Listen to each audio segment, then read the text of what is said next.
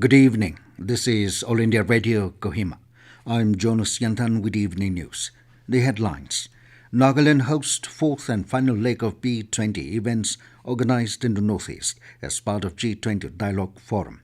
Union Minister Dr. Rajkumar Ranjan Singh pitches for business community to invest in the Northeast region.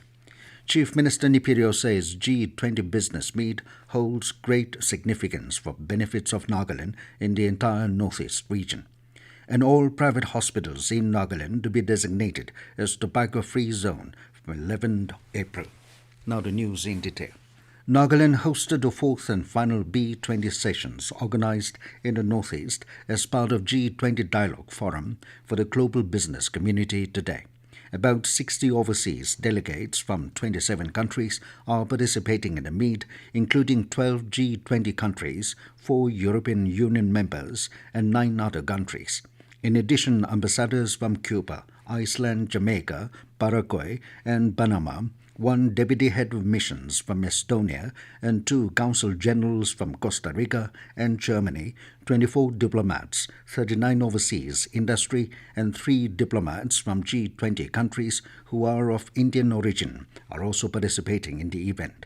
The highest representation at this B20 meet at Kohima was from Bangladesh with 14 delegates.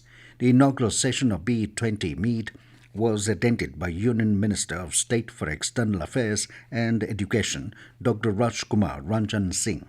During the plenary session, topics on agriculture business potential, prospect in the core sectors, industry perspective, IT, textile, and investment opportunities and support ecosystem for doing business in Nagaland were taken up, while representatives from other countries such as the 5 ambassadors and others addressed the meet.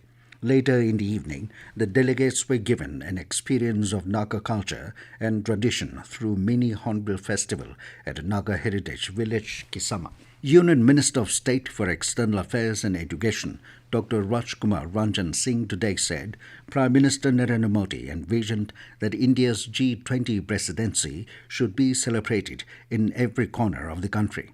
He said hosting the B20 event in Kohima, one of the farthest points from India's centre, is an outcome of that vision. Singh was addressing the inaugural session of the G20 Business Meet at Kohima. He said a pandemic has forced the world to relook at the existing global supply chains and work towards securing them from unforeseen shocks through diversification and reshoring. Singh asserted that Northeast India is well placed to leverage this opportunity. He said initiatives like the Prime Minister's Development Initiative for Northeast Region showcases the importance being attached to the development of the region by the central government.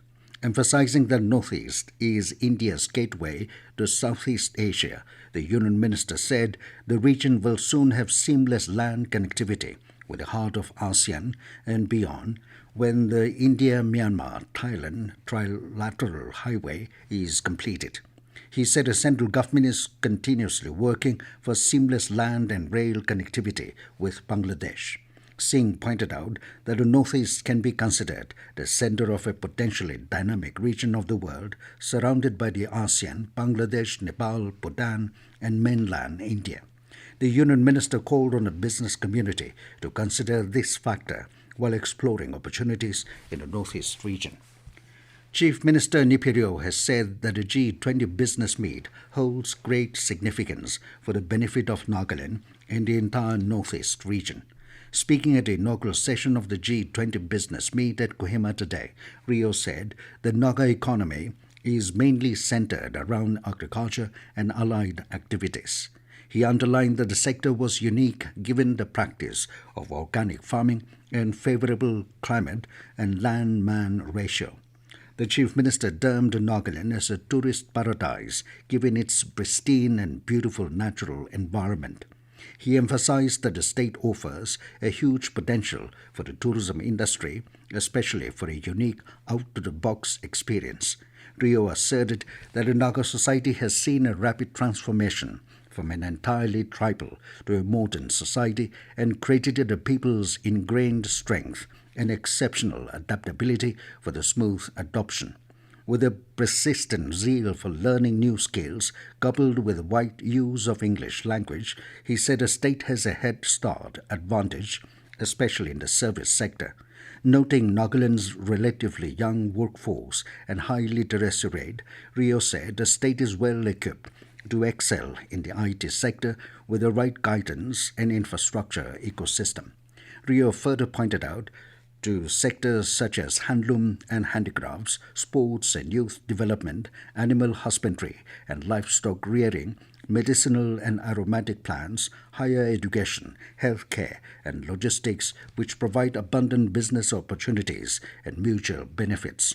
The Chief Minister urged all participants to savor the unique culture, customs, and traditions of Nagaland, while also explore business opportunities for investing in the several promising sectors and industries.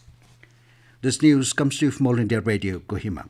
You can also listen to this news bulletin on News On Air app and YouTube channel AIR News Kohima. In a special series, All India Radio brings you excerpts from the Prime Minister's Mann Ki Baat. This is how our Prime Minister connects with millions of countrymen with the program Mann Ki Baat, aired on the last Sunday of every month on All India Radio. This series, which started on October 3rd, 2014, will complete its 100th episode in April 2023. In the 42nd episode of this special program, let's listen to those excerpts of the Prime Minister in which he spoke about the impact of Ram Naam in the arena of international diplomacy. Lord Ram and Krishna are not only our cultural ideals, but have also been our cultural ambassadors. Ram Katha is one among the many things that has impacted the society and culture of many countries. In the Mann Ki Baat program broadcast on 25th March 2018, while talking of the summit of the ASEAN countries, he brought up the importance of Ram Naam in exercising cultural diplomacy. पूज्य बापू के जीवन में राम नाम की शक्ति कितनी थी, वो हमने उनके जीवन में हर पल देखा है। पिछले दिनों 26 जनवरी को जब आसियान देशों के सभी महानुभाव यहाँ थे, तो वो अपने साथ कल्चरल ट्रूप लेकर के आए थे और बड़े गर्व की बात है, उसमें से अधिकतम देश रामायण को ही हमारे सामने प्रस्तुत कर रहे थे। यानी राम और रामायण न सिर्फ भारत में लेकिन विश्व के इस भूभाग में, आसियान कंट्रीज में आज भी उतने ही प्रेरणा और प्रभाव पैदा कर रहे हैं। The special Mann Ki Baat series can be heard every day in the morning and evening bulletins. All private hospitals in Nagaland will be designated as tobacco-free zone from 11th April. This was decided during a coordination meeting yesterday between the Department of Health and Family Welfare and the Nagaland Private Practitioners Association (NPPA) under the chairmanship of Commissioner and Secretary Y. Kiketo Sema. During the meeting, Sema urged private hospitals to come on board the Pradhan Mantri Paradya Janu Shadi Bari Yojana campaign and use generic medicines available through special outlets in order to reduce healthcare expenditure of citizens. With regard to Ayushman Bharat, PMJAY, and Chief Minister's Health Insurance Scheme, the department said it was working on revising the package rates to make it rational to private hospitals within and outside the state. It may be noted that the department had earlier declared all government health facilities in the state as tobacco-free zone since 1st February. The Supreme Court today refused to entertain a petition filed by 14 political parties which alleged that central investigating agencies are being misused by the centre. The Chief Justice said the petition was essentially a plea for politicians and did not take into account the rights and interests of other citizens who might be affected by corruption or criminality. India and Bhutan are planning to set up the first integrated checkpost along the country's border near Jaigang. This was informed by India's Foreign Secretary Vinay Quatra while briefing on the bilateral meeting between Prime Minister Narendra Modi and King of Bhutan Jigme Khesar Namgyel Wangchuk held today. And now to end the news, here are main points again. Nagaland hosts fourth and final leg of B20 events organized in the Northeast as part of G20 Dialogue Forum. Union Minister Dr. Rajkumar Ranjan Singh pitches for business community to invest in the Northeast region. Chief Minister Neiphiu Rio says G20 Business Meet holds great significance for benefits of Nagaland and the entire Northeast region. And all private hospitals in Nagaland to be designated as tobacco-free zone from 11th April. That is all we have in this evening news bulletin. Good night.